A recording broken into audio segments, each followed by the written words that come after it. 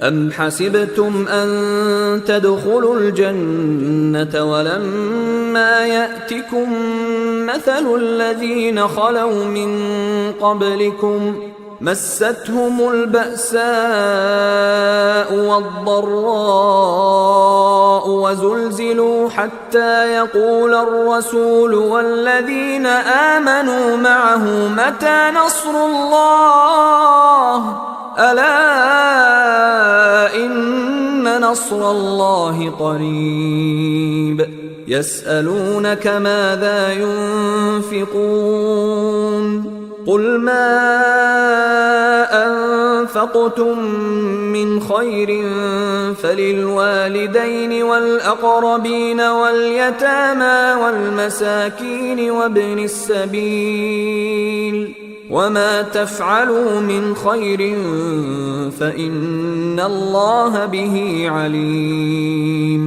क्या तुम ये ख्याल करते हो कि यूं ही बहिश्त में दाखिल हो जाओगे और अभी तुमको पहले लोगों की सी मुश्किलें तो पेश आई ही नहीं। उनको बड़ी बड़ी सख्तियां और तकलीफें पहुंची और वो सऊबतों में हिला हिला दिए गए, यहां तक कि पैगंबर और मोमिन लोग जो उनके साथ थे सब पुकार उठे कि कब अल्लाह की मदद आएगी। देखो अल्लाह की मदद अनकरीब आया चाहती है। ए नबी, लोग तुमसे पूछते हैं कि अल्लाह की राह में किस तरह का माल खर्च करें।